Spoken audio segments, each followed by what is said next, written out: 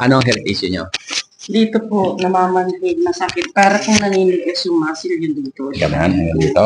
Hindi ba sinasakal? Parang sinasakal? Ganun po, para mahigpit. Okay. May tusok-tusok na? Meron na po. Gumano kayo. Ganun. Lihat, ha? Tingnan nyo, ha? May kulani na? Ito? Minsan po parang may masakit. Dali, ha? Dito, ho. Ito. Ayan, ha? Tingnan ka. Alam nyo, pag ganyan, mula doon at umano rito, kadalasan lumiliit yung paa. Lumiliit. Yung umalis dito, nakita nyo ba yung, nakita ba nila yung umalis dito kanina? Nakita nyo, ito, wala nang muscle din dito, nawawala na yan. Parang dito. Ay, oo, nagsisimula na. Ay, maano na pala, paano na ito, ha? Simula na pala, no? O sige, di bale, buti, nagpunta kayo rito. Nagpa-therapy na ba kayo? Hindi pa po. Sa iba, hindi? Hindi pa po. Ito po. O, yun. At saka naman baga na, ha? O. Swerte kayo, dito kayo nagpunta. Kaya nga po, hindi ko naimintay yung ultrasound ng... Yung nagpupunta rito, hindi na makalakad, kundi nakatungkod. Iba, naka-wheelchair na, ha? Tapos, awa ng Diyos, ha? Awa ng Diyos sa tutulungan namin. Nakakalakad, nagja-jogging pa, di ba? Nakita niyo ba yung testimonial namin? Opo, kanina. Ayun, sa napapanood ko. Oo, di ba? Ganyan yung sakit. Magsisimula muna yan, lalapot ang dugo nyo. Ba't nagkano ng ganyan? Yan ang tanong, di ba? Yan, huwag niyong babaliwalain. Bakit? Yan, alarm yan. Ang katawan natin parang kotse, may alarm. May problema sa mga organ nyo. Siyempre, may edad na tayo, di ba? Ang nangyari, may mga problema sa organ. Sa mga konti-konti, ganon. Hindi naman lahat ganon. Hindi natin alam, magbibigay ng alarm. Ang magsisimula dito sciatica dahil paglapot ang dugo, lalapot ang dugo niyo pag may problema, di ba? Ngayon, magbibigay yung sciatica, gagalo. Aray, masakit. So kailangan pumunta na kayo sa espesyalista kung saan man, ano? Parang ganyan na nangyari. Hindi niyo pa rin pinapansin. Mula rito pupunta sa balakang. Bandang ngayon nandito na. Pag hindi pa rin, yun na, ito na palit na. Umpisa po din di sa baba. Oo, di ba? Oo, umaakit, di ba? Oo, yun. Buti, hindi kayo na-stroke. Kasi marami dyan, yan ang ganyan. Diyan na simula na stroke. Ano ang simula na? Kasi lumalapot ang dugo, eh. Yan, dito. Dito, stiff neck, frozen shoulder. Namamani dito. Ayan, namamani din dito. Sakit na rin po. Meron na rin pa. Uy, aray na pala. Tingnan nyo. Dito, ayun, ha? Yan ang mga senyalis na may stroke ang tao. Ba't may stroke? Lumapot yung dugo. Ano makikita sa paglapot? Maitim. Maitim ba? Yung dugo, makita na ba? Hindi ba? Hindi pa. Sige ha, titingnan natin ha. Sige, mag-D4 ho kayo para sigurado makita natin. Ito po ang taas. Kahit ito. D4. Yan ha. So ito, dapat maganda ang dugo dyan kasi ang may problema, ito lang ha. Kaya pag ito may diferensya, lalong mas mabigat. Ano, ibig sabihin, magsusunod, ito na may problema, ha? Kaya ito muna tingnan natin. Tingnan nyo. Mapula ba? Maitim. Maitim mo. Maitim. Siba, nakita nyo, ha? I-focus mo, para may file tayo. Sige, tayo kayo. Pwede ho kayo lumakad? Ganyan ba? Masakit? Aray. Sige, kung pasensya muna kayo. Ayun, yun ang lakad nyo talaga. Hindi kuryente na. Meron pong ano. Sige. So, ganyan ang lakad talaga niya? Ngayon po, powers na. Hindi pa eh. Sige. Naglalak na kasi ka. Yung mga... Dalawang beses kayo laboratory. Sa doktor, ano? Okay. Normal naman po lahat. Sa hinahanap kung bakit sumasakit ito. Inanhan po ako ng laboratory ng arterial ultrasound.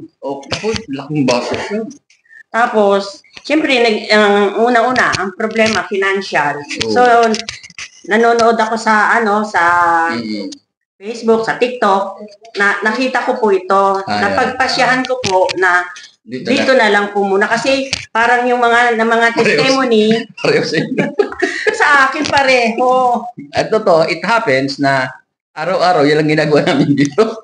Hindi na ako dito. Ngayon, may kakapail ako ulit, ha? Ito, masakit? Ito? Ayan, tumulog. Ito? Medyo po. Ito? Medyo. Tumigas po. Dito ho. Dito. Wala. Bulsa na to. Wala pa lang. Wala pala sakit bulsa nyo. Kung maraming pera to. Sige. Ganito ha. Kalma lang. And then, ang magagawa ko lang ay 30%. 70 sa inyo at maraming panalangin. Ha? Okay? Nananalangin naman kayo. Diba? Ayun. Sige. Katulad niya, nabanggit nyo, 2 beses kayo nagpa-laboratory. May nakita? Wala? Wala. Tayo ngayon, wala pa tayong 30 minutes nag-uusap. May nakita bang problema? Opo. Nakita natin? Opo. Naniwala kayo? May problema? Opo. Oo. May ginastos na ba kayo? Wala pa po. Diba? Pero naniwala kayo? Ba't ganun? Hindi nakita doon. Bakit? Hindi Ganda ko po. Kaya nga po yan ang po decision ko. Ayun. Buti nagpunta kayo. Ha? Merong nag-guide sa inyo papunta dito. Ha? Okay.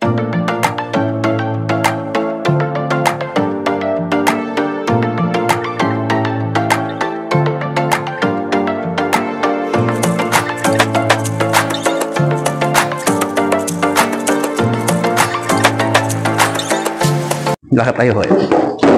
Tayo. Sige. Bibilisan na natin, ha?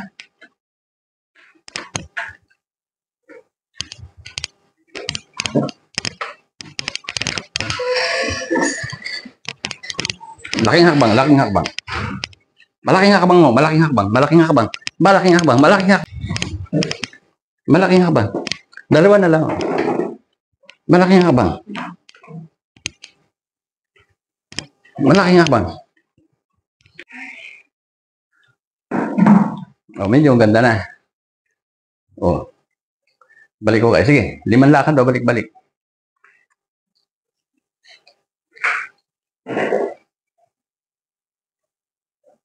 Sige. 3 pa. Pakita niyo yung graceful. Parang nagpa-passion show kayo. Ano, gumanda ba lakad niya? Buti nga, hindi na-stroke. Sige. Nung lumakad daw kayo papunta dito mula sa labas, ikang-ikang kayo? Itang po. Ito pala yung... sige. Ano? Sige. Ano, masaya ba kayo? Masaya po. Kasi, nagpunta kasi ito, may tungkod eh. Ikang-ikang kayo, di ba? Ito mga anak niya. Ano, masaya? Masaya po. Hindi ko nakakapag-titi. Saan nagaling? Rodriguez Rizal po. Hindi, saan mga dinala nyo? Sa hospital po. Puro laboratory, pabalik-balik yung laboratory. Puro po normal. Normal, wala makita sakit. Wala po makitang sakit. Hindi makalakad. Opo, talagang pa-worse ng pa-worse. Di ba? Opo. Ano na sumasakit, ano? So, okay. Ha? Opo, thank you po. Masaya kayo, ha? Thank you po kami.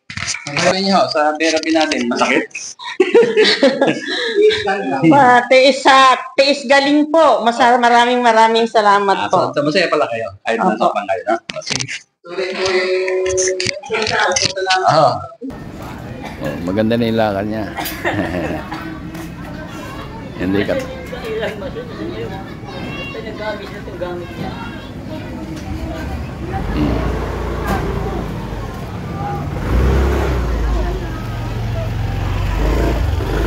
Hindi niya na ginagamit yung tungkod niya.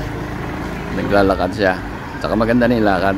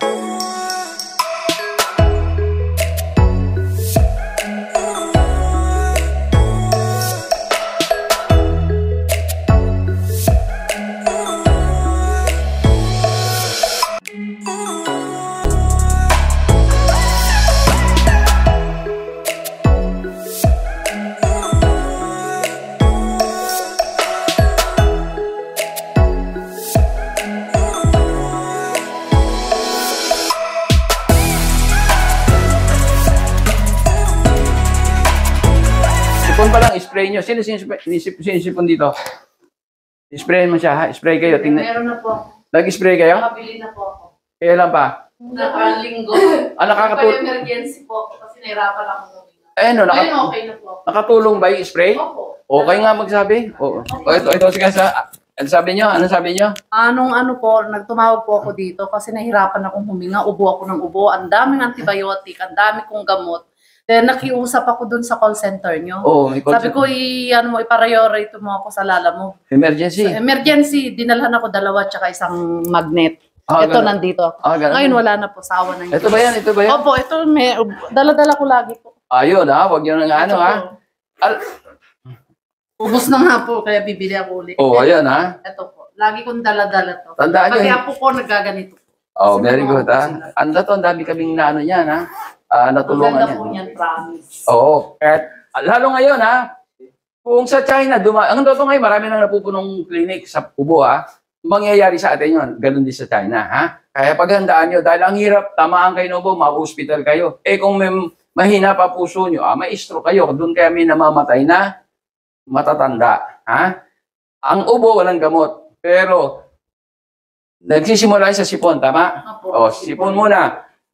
Pag napabayaan nyo, inabot ng 3 araw, 4, wala na, nasa loob na ng baga, magkakatagalan. Pero gagamitin nyo pa rin ito para hindi lumala. Pero kung sipon pa lang, matalas kayo, katulad ng ginawa nyo, Maganda nakarecord. rin po daw sa tenga yan. Kasi ang sakit ng tenga ko dati. Kasi nakita ko dun sa okay din sa tenga. I-sprayan ko yung tenga ko kasi parang masakit, kumikirot. Ang ganda. Hindi lang kasi ito, ang dati pangalan nito, multi-purpose spray, ha? Yung iba, alam nyo, kaya sa Las Vegas, nagkaroon akong dealer sa Amerika.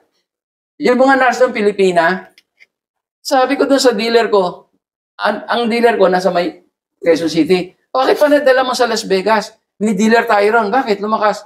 Di ba lakas ang COVID? Hindi. Alam mo kung saan? UTI. Ang dealer daw yung nurse. Nagkaroon ng UTI, kung ano na ininom, ito in-spray sa puwerta. Ayun na isa. Kaya doon sila ay maraming nurse, malaking ospital. Ayan, kaya hindi lang yung sabi sa tenga, kaya dinugtong ko na, ha? Ito, alam nyo kung ano yung laban nito? Kung ano yung ginagamit ng ating katawan, sa loob ng ating katawan na pamatay sa virus at bakterya panlaban. Ano yun? Zinc at ano pa? H2O2. Pero wala naman po akong ubo, wala akong ubo.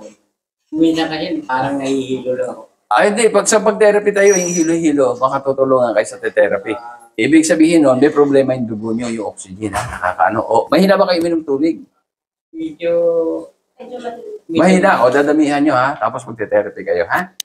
Okay, mababawasan na. Yung karanasan ko dito sa magnet na to, pero bago ko naalala to, galing na kami dito noon eh. Diba, nagpaano na kami. Nagano na. So, gumanda pa ganun, pati yung likod ko, yung sa likod ko, hanggang wala na eh. Hindi, wala. Ayos na siya. So, ito lang ngayon, bibiyanin na kami ng Mindanao. Yung aeroplano, habang umakyat yan, may pressure yan. Nahirapan ako huminga. Naranasan niyo ba yung pag huminga, parang may tumutusok sa... Sa akin, lumalala siya ng lumalala. Hindi na ako nagpalata sa magulang ko. Parang kumukulo, parang may...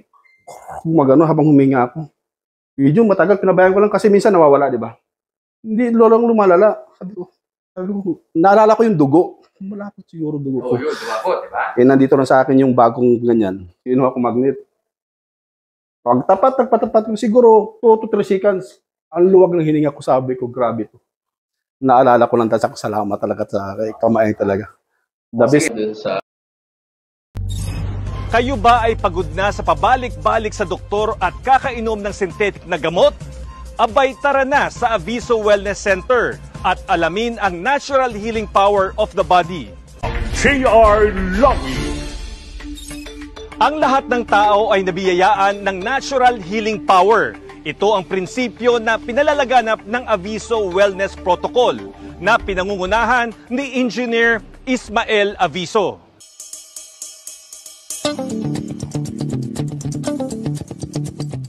Ayon kay Engineer Aviso, nagkakaroon ng iba't ibang sakit ang tao dahil napabayaan at hindi na gumagana ang ating natural healing power.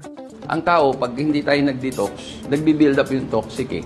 Kasi dapat ang tao, para maganda ang katawan natin, maganda ang daloy ng dugo, merong nutrients na kailangan sa atin. Malaking bagay ang diet o kung ano ang ating kinakain para gumana ang ating natural healing power. Kaya dapat ang kinakain natin, prutas at gulay, 90 to 95%. 5 to 10% lang ang karne. Pero hindi ko sinasabing masama ang karne. Kailangan yun, pero kailangan kukonsumahin natin. Kasi pang-build up ng muscle yun eh.